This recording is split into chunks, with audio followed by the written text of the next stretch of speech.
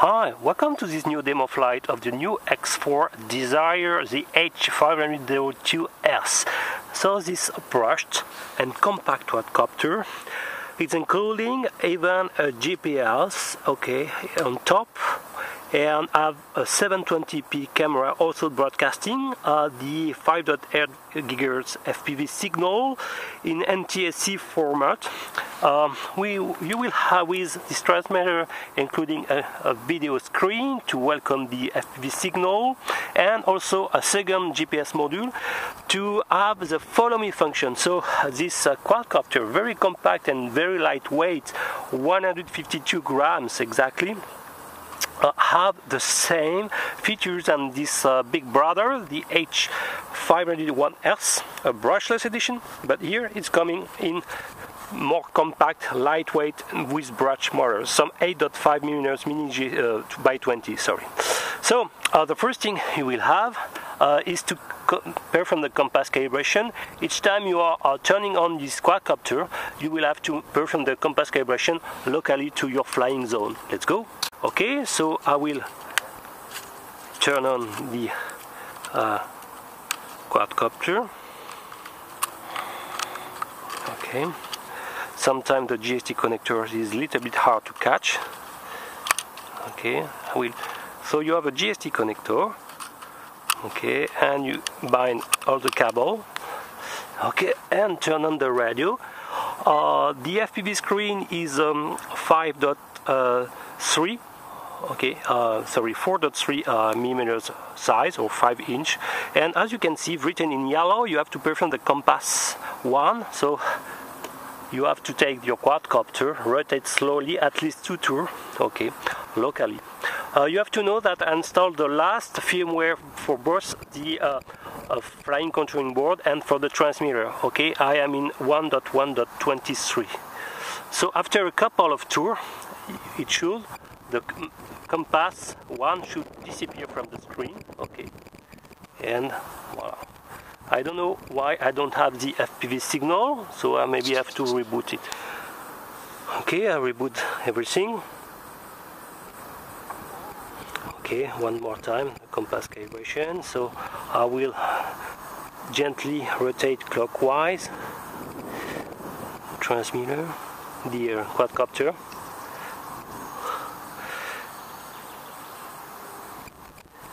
Slowly.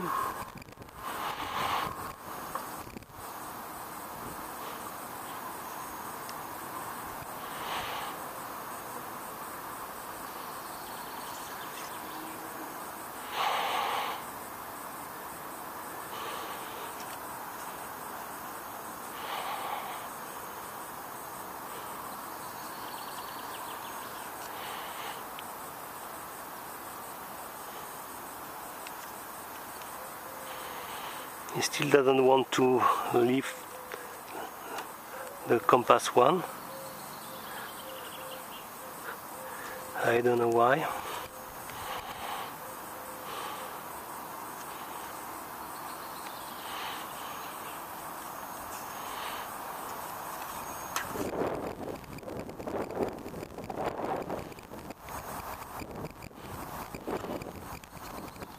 Compass 2 now.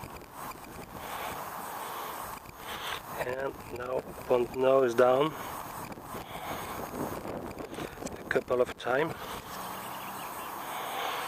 Yes, and now it's down. Okay, so I will be able to take off, and I'm receiving up to 5 satellites. So you need at least 6 minimum to take off, and 7 for the transmitter. Okay. Yes, so only 5 actually. So I should wait a couple of times until it's converging. And now I'm receiving up to 8 satellites for the quadcopter, 7 and 9 for the transmitter. So it's okay, I can take off. I will record. And let's go for takeoff. So you have to push both stick in a lower outer, and let's go. So today it's pretty windy, so the flight will be impacted by the force strength of the wind, okay? And I will record, okay? So I am in altitude hold, so without GPS assistance, only the barometer, and it's already flying well. Okay, hope you can see. I will turn on the GPS for the stabilization. So as you can see at the background on the trees, the wind is pretty strong and it's fighting well, the wind. Okay, you can see the inclination. The wind is coming from the left and it's working well. Okay, I will go down, come to me, return in altitude hold. So be aware with the presence of strong wind, this kind of features is very impacted by the strength of the wind. You can see it's fighting well, the wind, and pretty nice.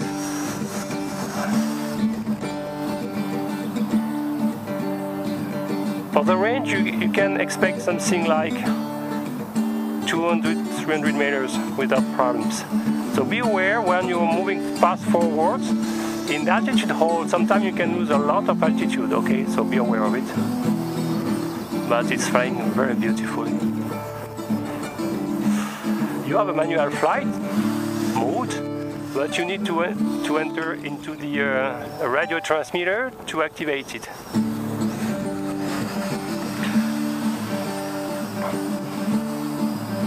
Yes, the altitude hold is not fighting the wind, but working efficiently. It's a very silent quadcopter, it's impressive. So I strongly advise to stock some 8.5mm by 20 coreless brushed motors, but I guess the mean average time before failure is around 40-50 flights. Okay, so I strongly advise to stock some one clockwise and one counterclockwise.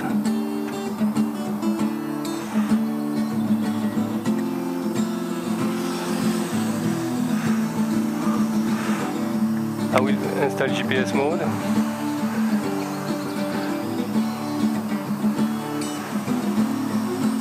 And try to keep the... So I will decrease the altitude and try to make a follow me function. So I'll take a features. Okay. I'm recording again. Yeah. Let's press the to the right stick to engage the follow me, and let's go. I've got trees in front of me, so to be aware.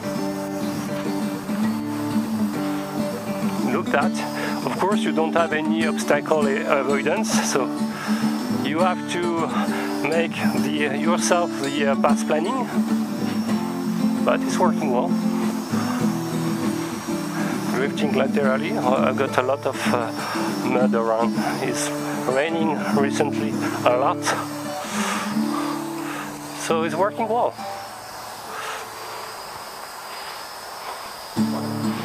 Hello.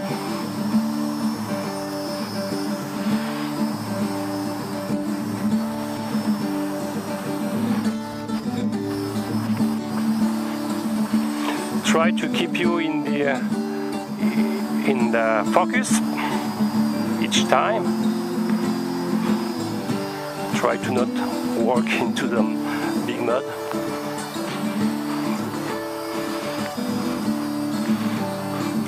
For example, I need to way back. Okay, now it's avoiding a little bit the trees. Yes. Okay, I am.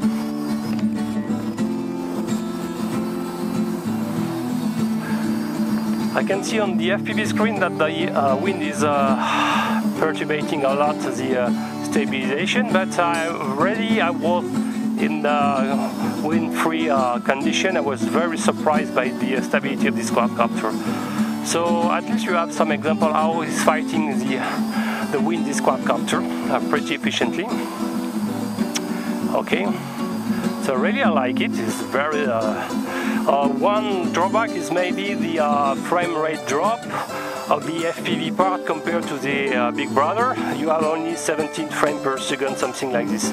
Okay, so I will disengage headless, and now I will try to fly more in altitude hold. I will turn off recording.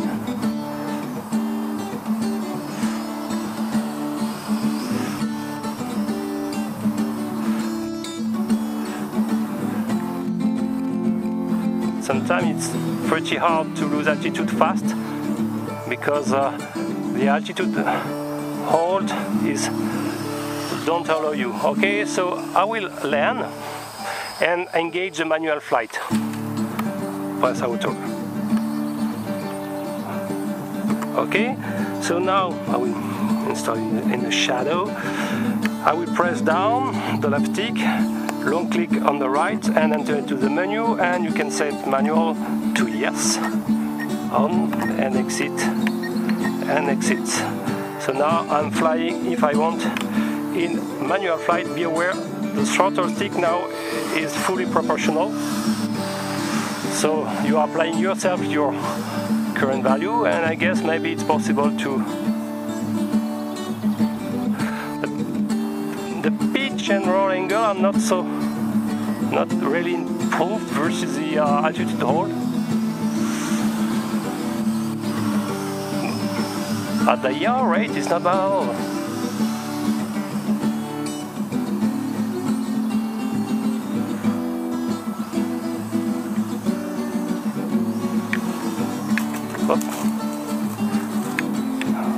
That's the main problem with such kind of features. You have to disarm quick. You don't have any throttle hold switch like in some models. Resuming.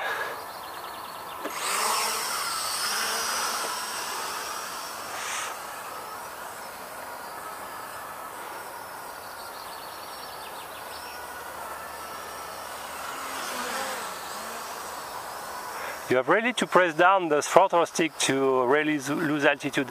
So you have a kind of dead band in the throttle command. It's sometimes pretty strange to control in pure manual flights. So okay, my battery starts to be weak, but you have a good 10 minutes of flying duration in general. The LVC alarm is not yet blinking on the quadcopter.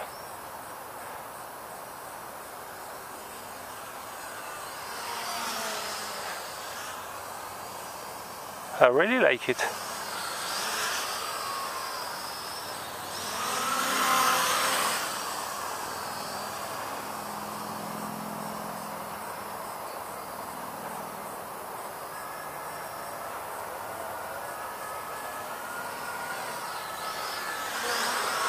Okay, I will land now,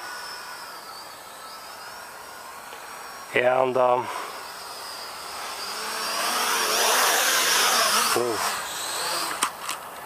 disarm.